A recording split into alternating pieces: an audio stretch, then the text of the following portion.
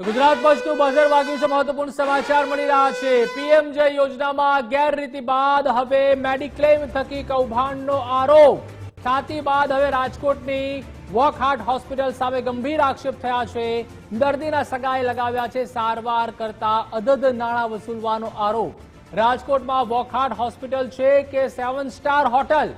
બાળકને એડમિટ રાખવા બદલ આપ્યું મોટું બિલ, જેમાં 9 વર્ષના બાળકને હાથમાં ટાંકા લેવા દાખલ કરાયું હતું। માત્ર 24 કલાક દાખલ રહેનાર દર્દીને 1,60,000 રૂપિયાનું બિલ પકડાયું છે।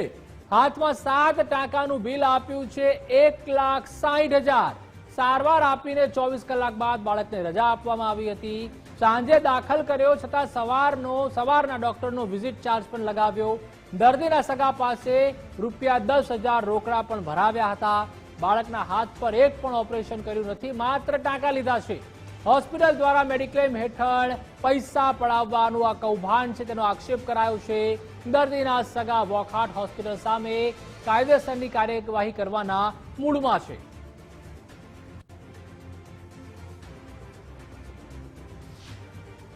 કોઈ સર્જરી હતી જ નહીં, સ્ટીચ જ લેવાના હતા।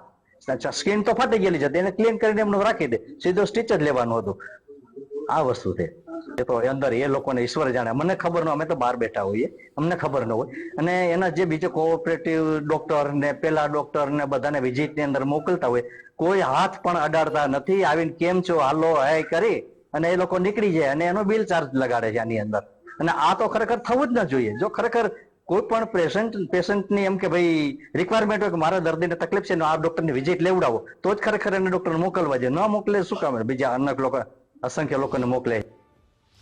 વધુ માહિતી માટે સંવાદદાતા ગૌતમ ભેડા પણ જોડાઈ ચુક્યા છે। ગૌતમ, ડોક્ટરને ભગવાનનું રૂપ કહેવામાં આવે છે, પરંતુ જો આવા જ ડોક્ટર હશે ખ્યાતિ અને રાજકોટની વોકહાર્ટ હોસ્પિટલ જેવા, જેઓ માત્ર પૈસાના પૂજારી છે, તો પ્રજાનું શું થશે તે એક સવાલ છે।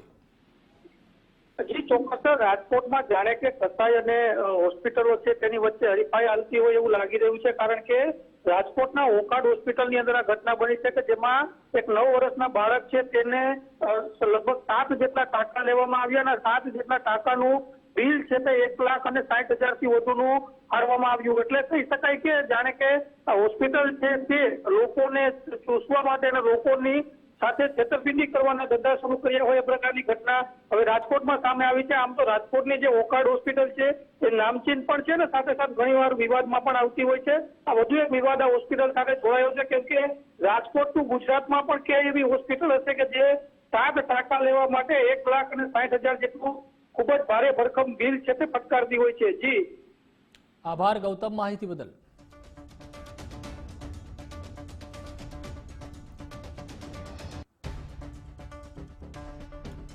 તો જે રીતે અમદાવાદની ખ્યાતિ હોસ્પિટલ હોય કે રાજકોટની વોકહાર્ટ હોસ્પિટલ, તે આયુષ્યમાનમાં કૌભાંડ કર્યું, અહીંયા હવે મેડિક્લેમ જે હોય છે તેમાંથી મસ્ત મોટા બિલો બનાવે છે અને રાત ન રાખ્યા હોય તો પણ બતાવે છે, નાઇટ ચાર્જ લગાવી દે છે। ડોક્ટરે સર્જરી ન કરી હોય, ટ્રીટમેન્ટ ના આપી હોય તેઓના પણ નામ ઉમેરીને ચાર્જ લગાવી દેવામાં આવે છે। કારણ કે પૈસા ક્યાંથી લેવાના છે? પૈસા જે દર વર્ષે ગ્રાહકો હોય છે, પ્રીમિયમ ભરતા હોય છે, તે મેડિક્લેમ કંપની પાસેથી લેવાના હોય છે અને ખોટા બિલ બનાવીને આપી દેતા હોય છે।